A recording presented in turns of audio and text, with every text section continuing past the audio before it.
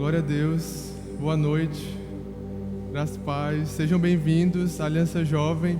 Tem alguém que nos visita pela primeira vez aqui? Primeira, segunda, amém. Sejam bem-vindos, Deus abençoe vocês, amém. Aqui é a casa de Deus, então vocês podem se sentir à vontade. Nós estamos aqui de braços abertos para receber vocês, para ser bênção na vida de vocês, amém. Então, sintam-se em casa.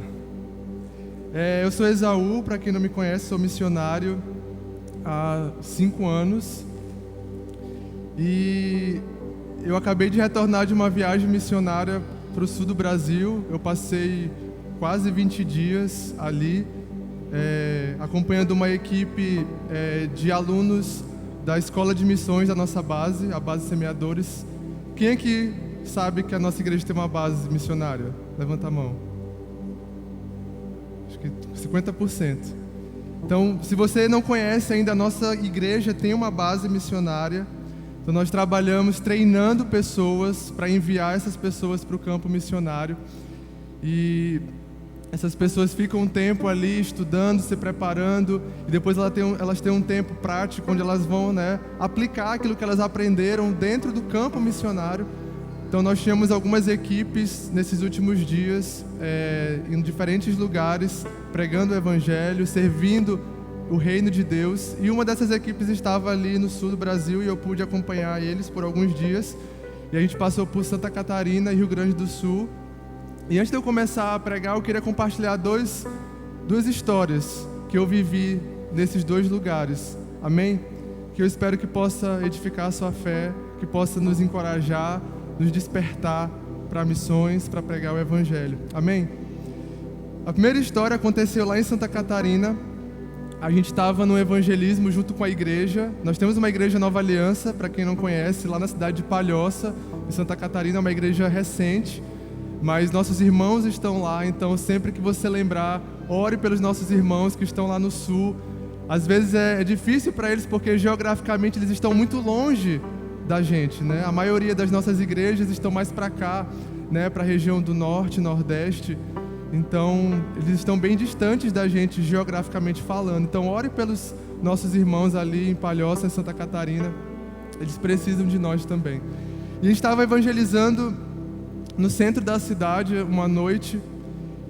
E enquanto nós estávamos passando pelas ruas, o grupo que estava comigo, a gente se deparou com um casal em situação de rua. E a princípio eu não queria parar para falar com eles, porque eu sabia que ia ser difícil. Eu sabia que ia ser desafiador para mim conversar com eles. Mas a voz de Deus foi mais forte. O desejo de compartilhar o Evangelho foi mais forte, então eu parei. Eu já tinha passado deles, mas eu decidi voltar. E ali me abaixei e comecei a conversar. Eles estavam sentados assim na calçada, esse casal. E dava para ver a tristeza e o desespero no olhar deles. E ali eu comecei a falar de Jesus, comecei a falar sobre Deus para eles. A gente entregou um balão com uma mensagem, e essa mensagem falava: Jesus te ama. E aquela mulher leu aquilo, e eu perguntei se você acredita nisso. E ela começou a chorar e falou assim: é difícil acreditar que Deus me ama quando eu perdi tudo que eu tinha. E aquilo foi como uma faca no meu coração. Porque naquela hora o pregador não tinha mais, o evangelista já era. Todo o meu script de evangelismo caiu por terra, porque eu fiquei: e agora? O que eu vou falar para essa mulher? O que eu vou falar para esse casal que perdeu tudo, que está na rua? Quando acabar aqui, eu vou voltar para casa. Eu vou ter um cobertor para me cobrir, uma cama para dormir, um teto sobre a minha cabeça, mas e eles? O que vai acontecer com eles? E ali eu comecei a falar, compartilhar com eles, apesar do meu coração estar assim, apreensivo. Meu Deus, o que eu vou fazer? E eu falei algumas coisas para aquele casal, falei o quanto eles eram amados por Deus, e eu sabia que a situação era difícil, e que às vezes é difícil a gente entender, mas que nessa vida nós vamos passar assim por sofrimentos. Jesus nunca prometeu que seria tudo perfeito aqui. A gente não entende, a situação de muitas pessoas, mas a gente sabe que isso é resultado da queda no mundo, do pecado que adentrou no mundo e destroçou a humanidade. Então, nós estamos constantemente colhendo os frutos disso. Mas naquele dia, Deus me ensinou algo. Que não importa a situação, pode ser a situação mais difícil, mais desesperançosa que for, Cristo continua sendo a resposta. Eu disse isso para aquele casal naquela noite. Olha, eu sei que não deve ser fácil, eu não consigo nem imaginar, porque eu nunca passei por isso, mas Cristo é a resposta.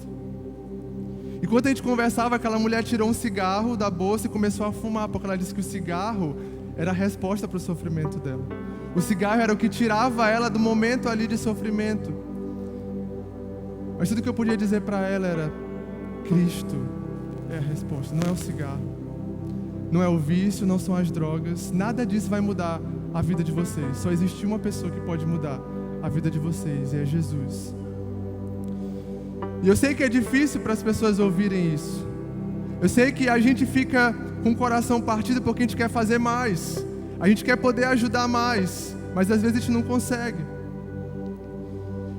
Porque a gente quer fazer na nossa força, do nosso jeito. Mas Cristo me mostrou que não importa o sofrimento, a dor daquelas pessoas, enquanto nós não nos voltarmos para Ele, nós vamos continuar sofrendo, nós vamos continuar em meio à dor. Eu não estou dizendo que quando você caminha com Jesus, você para de sofrer, você para de sentir dor, mas eu costumo dizer que se está ruim com Ele, imagina sem Ele. Se é difícil com Ele, imagina sem Ele. E eu voltei para casa, eu confesso para vocês, com o coração quebrado naquele dia. Mas o Senhor me trouxe uma convicção de que Ele continua sendo a resposta. Não importa o tamanho da nossa dor e do nosso sofrimento. E a outra história foi já no Rio Grande do Sul. A gente estava também fazendo evangelismo num domingo à tarde. E naquele dia eu já saí com o meu coração assim, falando: Deus, eu não tenho expectativa nenhuma nesse evangelismo. Porque quem vai querer sair da sua casa num domingo à tarde, 3 horas da tarde, para atender um bando de crente, batendo na sua porta, te incomodando, para falar de Jesus, para falar de Bíblia? Quem iria querer? Talvez você está no seu lugar aí, se você for bem sincero com você mesmo, você vai falar assim: eu não ia querer. Não, 5 horas tem um culto, 3 horas é o horário do meu cochilo, eu não vou atender ninguém. E realmente, muitas pessoas não nos atenderam naquele dia. Muitas casas estavam com as portas fechadas, a gente batia e as pessoas não vinham falar com a gente. E eu fui com o coração sem nenhuma expectativa. Mas teve uma casa que a gente parou e veio essa senhora lá de dentro. E a gente perguntou se podia conversar com ela um pouco. E ela falou assim: olha, não tenho muito tempo, eu estou com a minha família aqui, mas eu vou ouvir o que vocês têm para falar. E a gente começou a conversar com ela, começou a falar de Jesus para ela.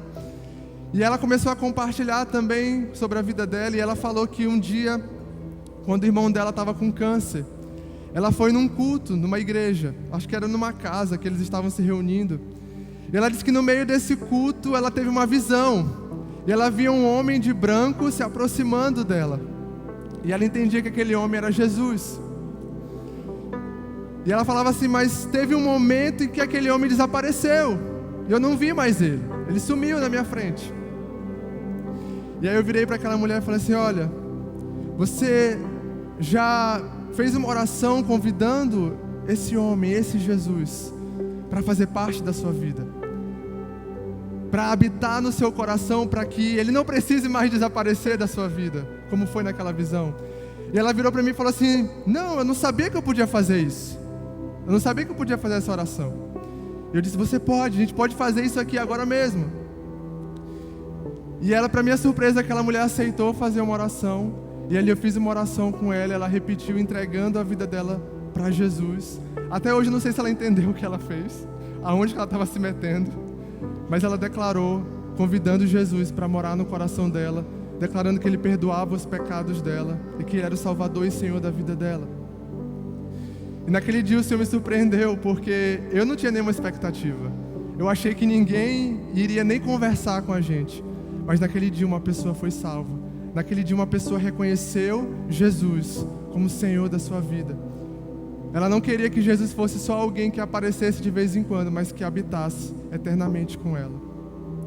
E aquilo trouxe alegria ao meu coração, porque onde o Evangelho é pregado, vidas são transformadas.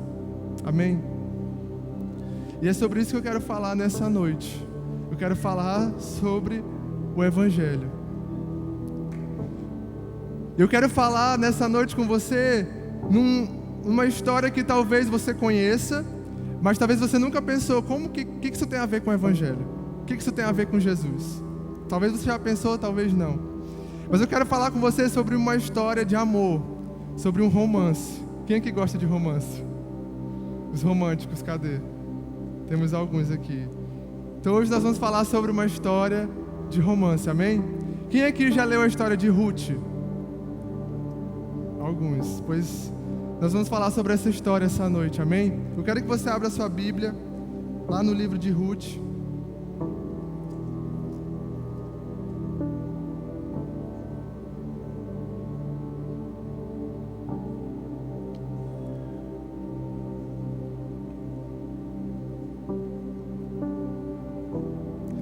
Quem aqui já leu o livro ou assistiu o filme Orgulho e Preconceito?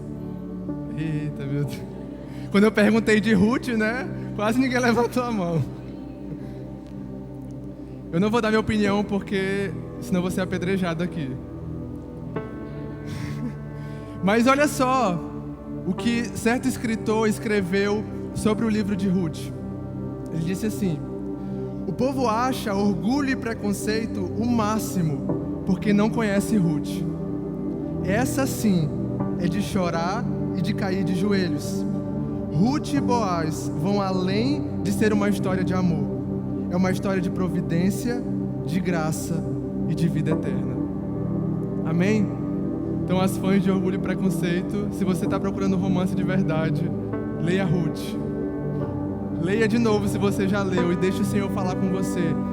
Porque esse livro fala de uma história de amor, fala de um romance, fala sobre duas mulheres viúvas que perderam tudo e estavam em busca de salvação em meio a um tempo de fome, de luto e de desespero.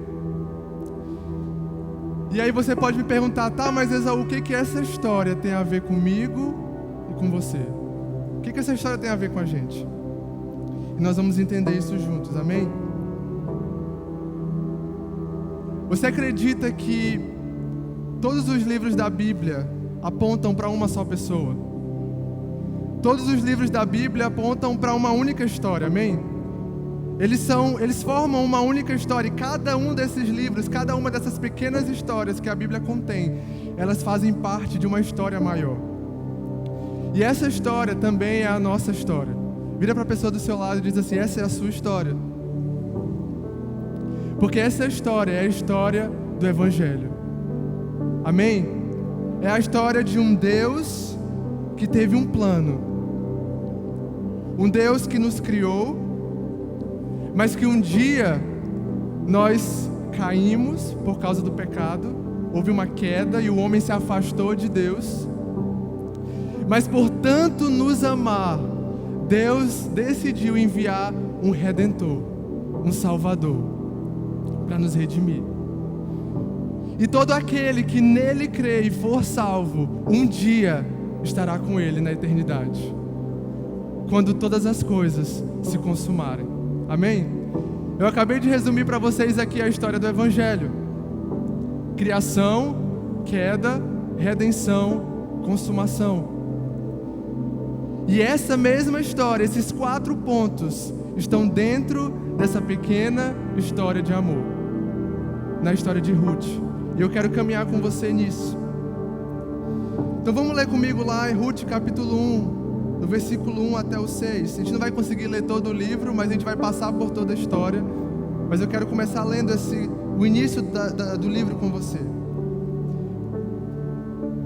Ruth capítulo 1, do versículo 1 ao 5, desculpa.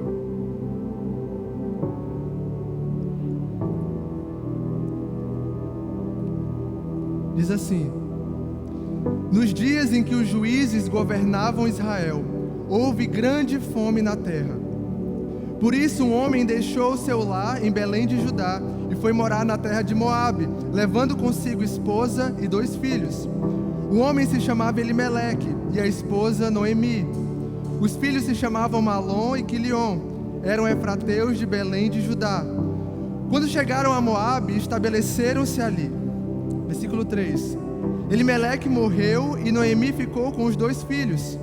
Eles se casaram com 2 mulheres moabitas, que se chamavam Ruth e Orfa. Cerca de 10 anos depois, Malom e Quilion também morreram. Noemi ficou sozinha, sem os 2 filhos e sem o marido. Então esse é o cenário da nossa história, desse romance. Não parece uma história de amor, né? Não tem nada romântico até agora, a não ser que os 2 filhos de Noemi se casaram com 2 moabitas. Mas o cenário aqui é de fome, é de tristeza, é de luto. E ele começa dizendo que essa história se passou nos dias em que os juízes governavam Israel. E a história sobre os juízes você encontra no livro anterior. Se você ler o último versículo do livro de Juízes, logo em cima aí do livro de Ruth, Juízes capítulo 21, versículo 25, diz assim: naqueles dias, nos dias dos juízes, Israel não tinha rei, cada um fazia o que parecia certo a seus próprios olhos. Eu não sei se você entende a dimensão desse pequeno versículo, mas quando você lê todo o livro de Juízes, você vai entender o que o autor está resumindo aqui. Quando ele diz que cada um fazia o que bem entendia, ele está falando das piores bagaceiras que você pode imaginar, das piores atrocidades que você puder pensar, era o que aquele povo vivia. Quando você lê o livro de Juízes, se você torcer ele, vai sair sangue, de tão sombrio que é esse livro, de tanta coisa terrível que aconteceu com o povo de Israel nessa época, em que eles abandonaram o Senhor e escolheram servir outros deuses. Quando Deus tinha falado para eles: se vocês me obedecerem, eu vou abençoar vocês, eu vou proteger vocês, eu vou alimentar vocês. Mas se vocês me desobedecerem e se voltarem para outros deuses, para outros ídolos, vocês vão sofrer consequências. Vocês vão estar desprotegidos. Vocês vão sofrer morte, guerra, fome. E é exatamente isso que está acontecendo na história do livro de Juízes. E a história de Ruth está dentro do livro de Juízes. Está dentro desse período tão sombrio do povo de Israel. E porque o povo de Israel estava sofrendo por estar desobedecendo a Deus, houve o que na terra? Lá em Belém houve uma grande fome. Você sabe o que significa Belém? Significa casa do pão. Olha só que ironia. A casa do pão não tinha pão. A casa que deveria ser de fartura, de provisão, estava vazia. Não tinha nada. As pessoas estavam passando fome, passando necessidade. E isso era culpa de quem? Deles. Por causa da desobediência deles. Porque eles escolheram abandonar o Senhor e servir outros deuses. E essa família, a família de Noemi e Elimeleque, eles tomaram uma decisão. Eles decidiram: já que aqui não tem pão, aqui nós estamos passando necessidade, estamos passando fome, nós vamos embora. Nós vamos para Moabe. Mas esse era o plano de Deus? Esse não era o plano de Deus. Deus nunca falou para eles se misturarem com os outros povos, porque Deus sabia que se eles se envolvessem com os outros povos, eles seriam corrompidos, que foi exatamente o que aconteceu. E qual era a resposta que eles deveriam ter dado quando começou a haver fome na terra? Eles deveriam ter se arrependido, eles deveriam ter voltado o coração ao Senhor, pedindo perdão por terem abandonado a Deus, para que o Senhor novamente pudesse dar provisão para eles. Mas o que a família de Elimeleque decidiu fazer? Vamos embora, vamos fugir, vamos tentar encontrar a resposta em outro lugar. Mas esse nunca foi o plano de Deus. E esse lugar, Belém, a casa do pão, aponta para o propósito original de Deus para o homem. Porque o plano de Deus era um lugar de provisão e sustento. Um lugar onde o homem seria alimentado pelo próprio Deus. Um lugar de comunhão, de intimidade, onde o homem não teria falta de nada. Leia comigo lá em Gênesis capítulo 21, versículo 29. Olha só o que diz. Gênesis 1, 29. Então Deus disse: eis que dou a vocês todas as plantas que nascem em toda a terra, que produzem sementes, e todas as árvores que produzem frutos com sementes. Elas serão alimento para vocês. Aqui nós estamos lendo o momento da criação.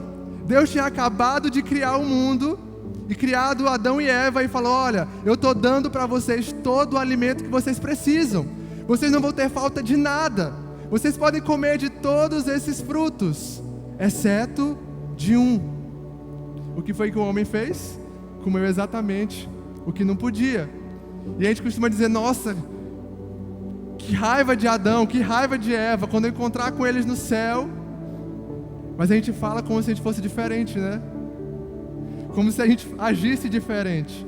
Porque quando você tem todas as opções, qual é a que mais te atrai? Qual é a que mais nos atrai? É o proibido, é o pecado. É a nossa natureza humana, caída, pecaminosa.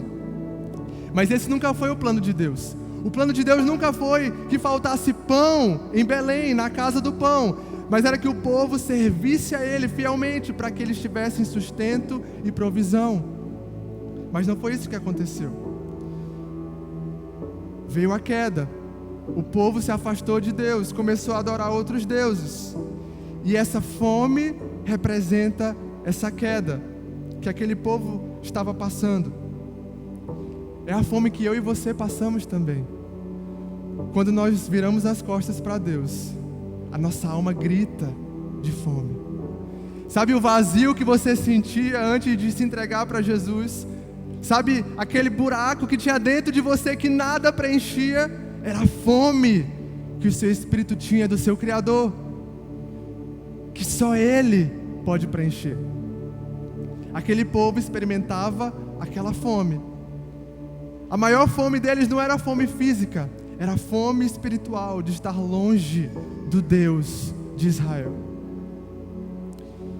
Mas em vez de se arrependerem e voltarem para o Senhor, aquela família escolhe ir embora, fugir do problema e tentar encontrar a solução em outro lugar.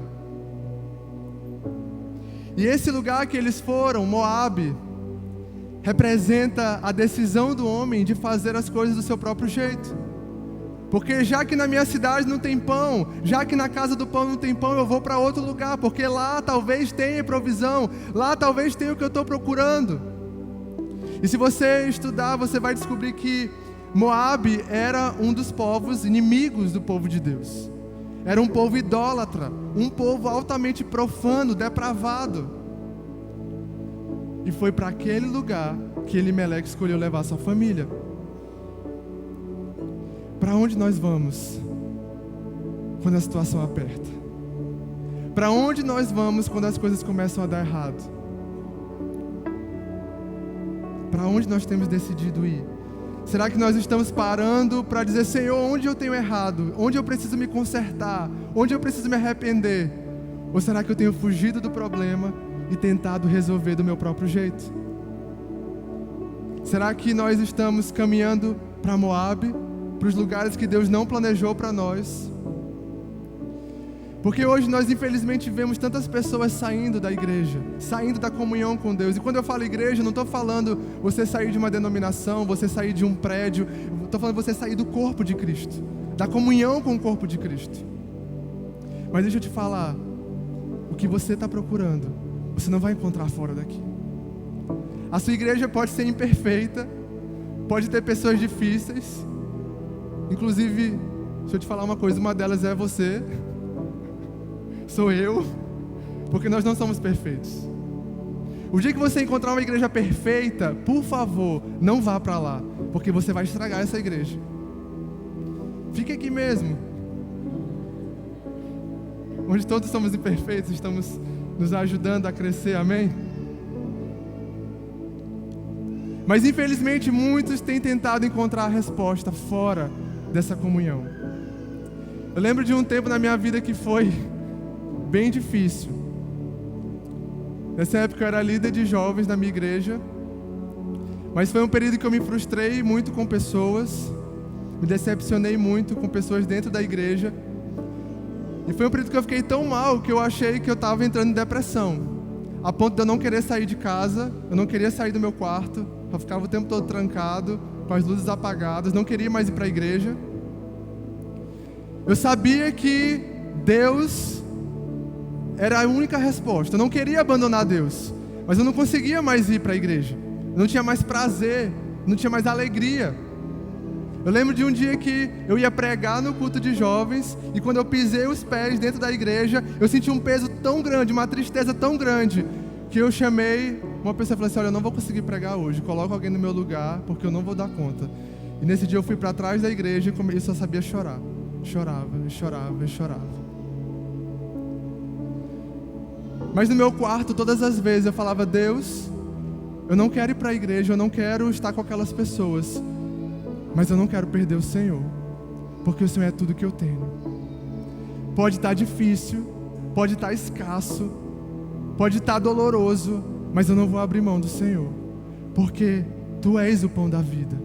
Tu és o único que pode saciar a minha fome. Tu és o único que, mesmo quando todos me frustrarem, me decepcionarem, o Senhor continua sendo quem Tu és. O Senhor nunca muda. Então deixa eu te falar, sair do barco não vai mudar o problema. Fugir não vai resolver o problema. Nós precisamos encarar as consequências. Nós precisamos encarar as nossas decisões e falar: Senhor, onde eu estou errando? Onde eu preciso me arrepender e permanecer para que o Senhor mude a situação. Era isso que aquela família deveria ter feito e eles não fizeram. Eles escolheram fugir. E aí acontece toda aquela tragédia. Noemi perde o marido, perde os filhos, mas ela ganha 2 noras moabitas de um povo estrangeiro que adoravam outros deuses. E um dia, Noemi ouve falar, no versículo 6, Noemi, capítulo 1, versículo 6, Noemi soube que em Moabe o Senhor havia abençoado o seu povo, dando-lhe boas colheitas. Então Noemi e suas noras se prepararam para deixar Moabe. Quando Noemi ouviu falar que Deus estava abençoando novamente o povo de Israel, ela decide o quê? Voltar. Ela se arrepende e ela decide voltar para o lugar de onde ela nunca deveria ter saído. E ela leva a princípio as suas noras, Ruth e Orfa. Mas em determinado momento, eu acho que Noemi se dá conta e ela cai na real e ela chama Ruth e Orfa e fala assim: ei, é melhor vocês voltarem para a casa de vocês, porque eu não tenho nada para oferecer. Eu não tenho mais marido, eu não posso mais ter filhos, então eu não vou poder ajudar vocês, é melhor vocês irem embora. Porque se vocês vierem comigo, vocês vão ser estrangeiras, vocês não vão ser bem vistas na minha terra. E eu estou voltando para minha terra envergonhada, porque eu não deveria ter saído de lá. Então é melhor que vocês fiquem, não venham comigo. Eu não tenho nada de bom para oferecer para vocês. Uma delas vai embora, Orfa, mas Ruth faz diferente. E ela diz lá no versículo 16, capítulo 1, e Ruth respondeu: não insista comigo para deixá-la e voltar. Aonde você for, irei. Onde você viver, lá viverei. Seu povo será o meu povo, e seu Deus, o meu Deus. Nós acabamos de testemunhar a conversão de Ruth. Aqui é o momento que Ruth se converte a Jesus. E ela fala assim: eu não quero mais os meus ídolos, eu não quero mais o meu passado, eu quero o teu Deus. Aonde você for, eu irei. O Deus que você serve, eu também quero servir. E quando eu lia a história de Ruth, eu ficava indignado com Noemi. Porque eu falava, como que Noemi tem ali a chance de pregar, para Ruth e Orfa e falar: não, venham comigo, venham servir o Deus de Israel. Mas não, ela fala: vão embora, eu não tenho nada para vocês. Mas pela graça de Deus, o evangelho alcançou Ruth. E ela falou assim: eu não quero mais o meu passado. Eu não quero mais os meus deuses, porque tudo que eu vivi até agora não valeu a pena. Eu vivi uma mentira, um engano esse tempo todo. Eu quero o seu Deus. E Ruth decide ir com Noemi, assumindo todos os riscos. Elas não tinham nada, não tinham casa, não tinham família, não tinham dinheiro. E elas retornam para Belém. E Noemi está frustrada com Deus, está chateada, achando que Deus tinha abandonado ela. Mas aí elas voltam do mesmo jeito, e aí Ruth tem uma ideia.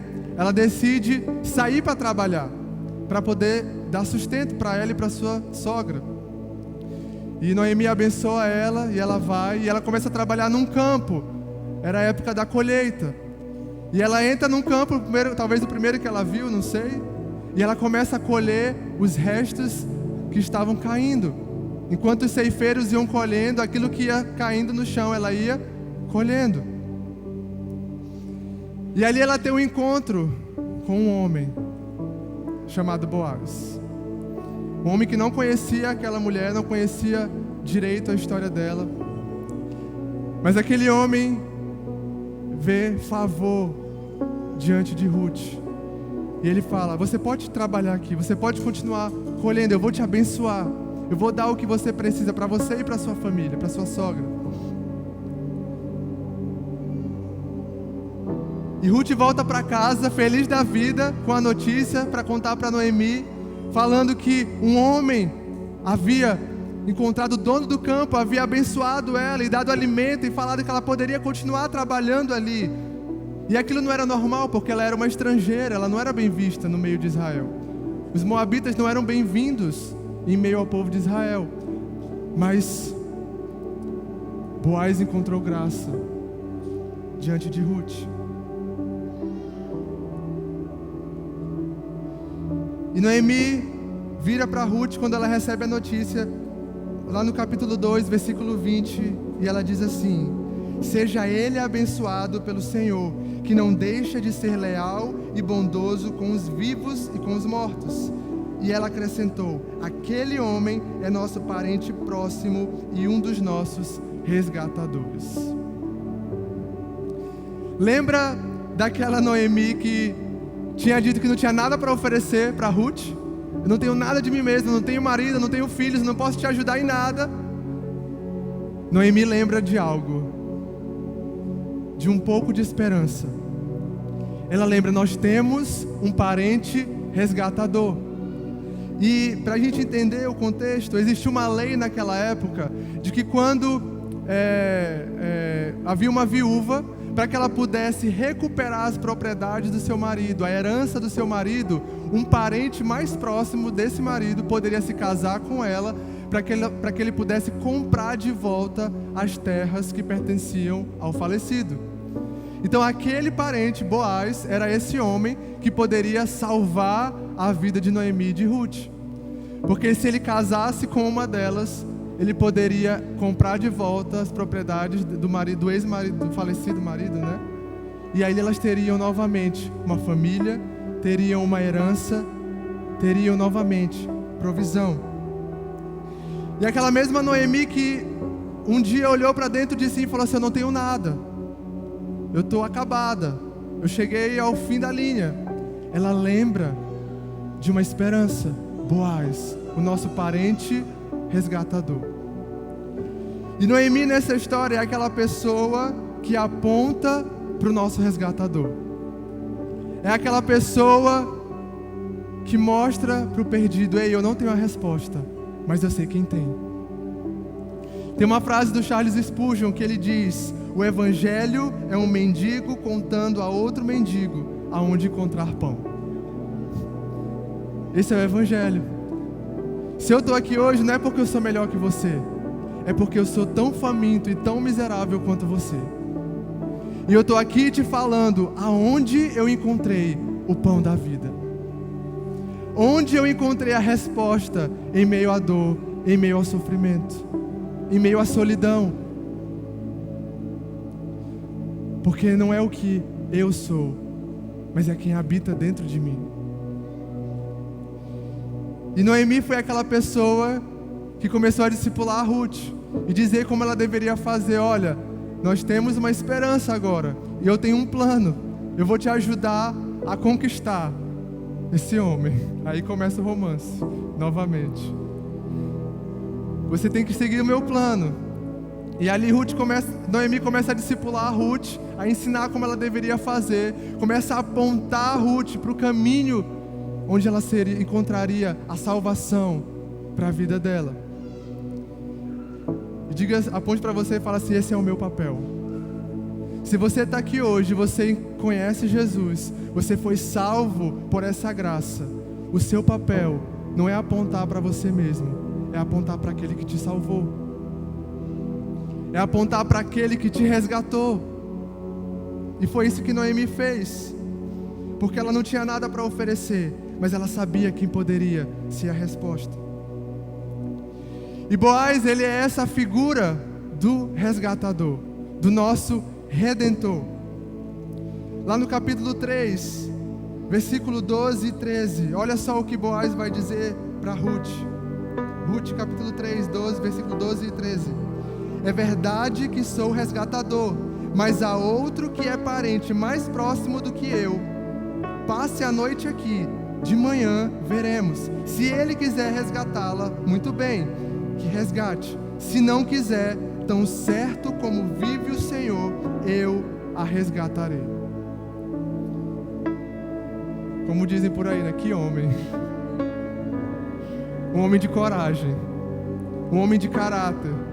Porque a partir do momento que Boaz decidisse resgatar Ruth e Noemi, ele estava dizendo não para o seu próprio nome.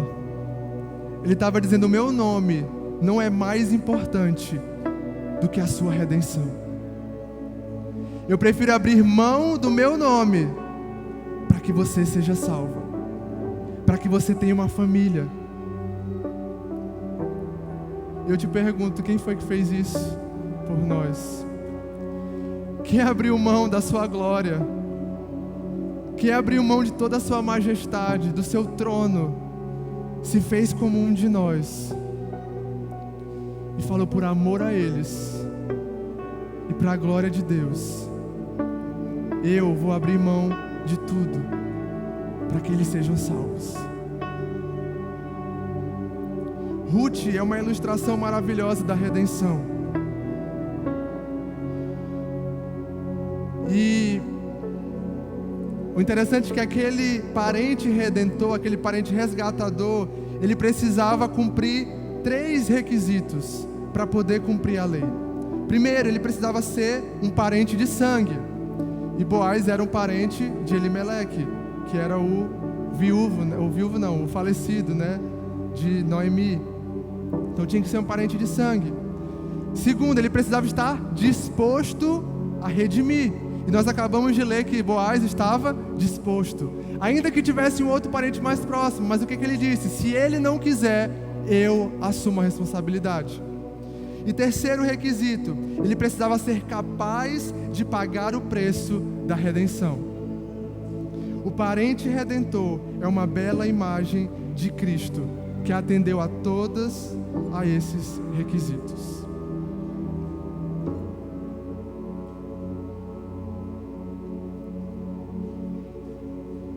O Timothy Keller fala o seguinte: Ruth está apontando para o Redentor Supremo, Jesus Cristo, que por ter se tornado um ser humano, é, de certa forma, nosso parente, mas por ter ido à cruz, é nosso Redentor. Cristo é o nosso parente redentor. Ele se fez como um de nós, se tornando parente de sangue. Ele estava disposto a nos redimir. E Ele era o único que podia pagar o preço do nosso resgate. Um preço que eu e você não poderíamos pagar. Um preço que nenhuma outra pessoa poderia pagar. Somente Ele. Olha o que está escrito em Gálatas, capítulo 4, versículo 4 e 5. Se puder colocar para mim. Quando, porém, chegou a plenitude do tempo, Deus enviou o seu Filho, nascido de mulher, nascido debaixo da lei, a fim de redimir os que estavam sob a lei, para que recebêssemos a adoção de filhos. Efésios capítulo 1, versículo 7. Nele temos a redenção por meio do seu sangue, o perdão das transgressões, de acordo com as riquezas da sua graça. Hebreus 2, 14 e 15. Portanto, visto que os filhos são pessoas de carne e sangue, ele também participou dessa condição humana, para que por meio da morte derrotasse aquele que tem o poder da morte, isto é, o diabo, e libertasse aqueles que durante toda a vida estiveram escravizados pelo medo da morte. Esse é o nosso Deus, igreja. Esse é o nosso parente resgatador, que se fez como um de nós, estava disposto a pagar o preço, e ele pagou o preço. E Boaz se casa com Ruth, ele resgata aquela jovem estrangeira que não tinha nada, que não podia ser salva. E olha só o que ela diz, lá no capítulo 2, versículo 10. Ruth se curvou diante dele com o rosto no chão e disse: o que fiz para merecer tanta bondade? Essa precisa ser a nossa resposta diante da graça de Jesus. O que eu fiz para merecer tanta bondade? E sabe qual é a resposta? Nada. Você não fez nada. Eu não fiz nada. E não há nada que eu e você possamos fazer para merecer tamanha bondade, tamanha graça, tamanha misericórdia. Porque até a sua atitude mais perfeita aos seus olhos é como trapos de imundícia para o Senhor. Talvez você pensou por um tempo: mas eu sou uma pessoa boa, eu ajudo os outros, eu sou legal, eu sou simpático, eu dou o dízimo, eu vou para a igreja, eu vou para a célula. Mas nada disso te faz merecer a bondade e a graça desse Deus. Porque nós somos salvos somente por essa graça que nos alcançou. É pela fé e não pelas nossas obras. Não é por nada que nós façamos, mas pela graça Ele nos alcançou e nos amou primeiro, quando ainda éramos inimigos. Ruth era inimiga do povo de Deus.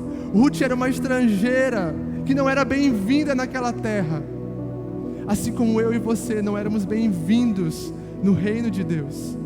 Nós não merecíamos fazer parte desse reino, porque nós éramos inimigos dele. Mas Ele nos amou primeiro e nos tornou amigos. Ele nos reconciliou por meio do seu Filho Jesus. Ruth e Boaz se casam e eles têm um filho. E esse filho era um cumprimento de uma promessa. Porque lembra como termina a história de Juízes? Naquela época não havia um rei em Israel e cada um fazia o que bem queria. O autor de Juízes está falando assim: olha, não vai dar certo enquanto nós não tivermos um rei. Nós precisamos de um rei. Porque o autor de Juízes, que provavelmente é o mesmo autor de Ruth, alguns vão dizer, ele está tentando mostrar como veio a existir o rei Davi, como Davi surgiu na história do povo de Israel. Porque a história de Ruth termina com a genealogia de quem? Davi. Vamos ler Ruth capítulo 4. Ruth capítulo 4, versículo 16. Noemi pegou o bebê, o filho de Ruth e Boaz, aninhou-o junto ao peito e passou a cuidar dele como se fosse seu filho. As mulheres da vizinhança disseram: Noemi tem um filho outra vez, e lhe deram o nome de Obed. Ele é o pai de Jessé, pai de Davi. a história de Ruth serve para mostrar como Davi surgiu na história do povo de Israel. Porque nós sabemos que Davi é a figura do rei que vai reinar por toda a eternidade. Essa é a promessa que Deus fez para Davi. 1 Samuel capítulo 7, versículo 12 até o 16, diz assim, Deus falando para Davi: quando a sua vida chegar ao fim e você descansar com seus antepassados, levantarei a sua descendência, um fruto do seu próprio corpo, para sucedê-lo, e eu estabelecerei o reino dele. Será ele quem construirá uma casa para o meu nome, e eu firmarei o trono dele para sempre. Eu serei o seu pai, e ele será o meu filho. Quando ele cometer algum erro, eu o punirei com varas de homens, com açoites aplicados por homens. Contudo, nunca retirarei dele o meu amor, como retirei de Saul, a quem tirei de diante de você. Quanto a você, Davi, a sua casa e o seu reino permanecerão para sempre diante de mim. O seu trono será estabelecido para sempre. Deus estava falando não só de Salomão, que seria o próximo rei, ou dos próximos descendentes de Davi, porque o reino deles passaram, certo? Os reinos deles acabaram. A gente tem a história aqui escrita, eles morreram, eles não estão mais no trono, mas um descendente de Davi continua reinando até hoje. Porque nesse momento em que Deus faz uma aliança com Davi, Ele não estava falando só de Salomão, Ele estava falando de Cristo.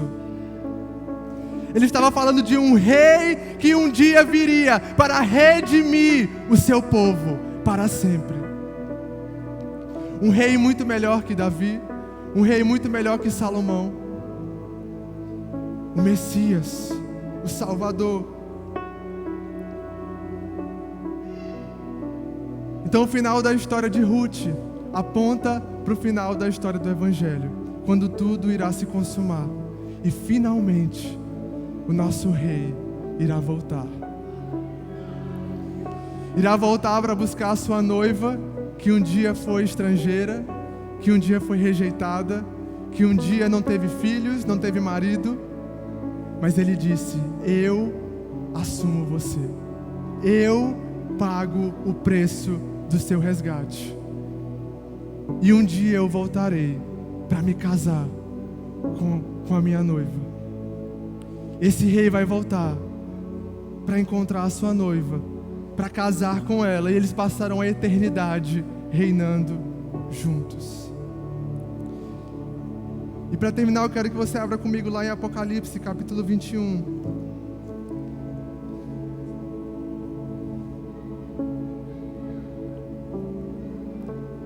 O apóstolo João nos dá um vislumbre de como será esse reino. Apocalipse 21, versículo 3 ao 7. Ouvi uma forte voz que vinha do trono e dizia: vejam, o tabernáculo de Deus está no meio de seu povo. Deus habitará com eles, e eles serão seu povo. O próprio Deus estará com eles. Ele lhes enxugará dos olhos toda lágrima, e não haverá mais morte, nem tristeza, nem choro, nem dor. Todas essas coisas passaram para sempre. E aquele que estava sentado no trono disse: vejam, faço novas todas as coisas. Em seguida disse: escreva isto, pois o que lhe digo é digno de confiança e verdadeiro. E disse ainda: está terminado. Eu sou o Alfa e o Ômega, o princípio e o fim. A quem tiver sede, darei de beber gratuitamente das fontes da água da vida. O vitorioso herdará todas essas bênçãos, e eu serei seu Deus, e ele será meu filho. É isso que nos aguarda, igreja. Essa é a promessa que Deus deixou para nós. Para Ruth e Noemi, Deus providenciou uma família. Para Israel, por meio de Ruth e Boaz, Deus providenciou um rei, Davi. E para mim e para você, Deus providenciou um cordeiro redentor.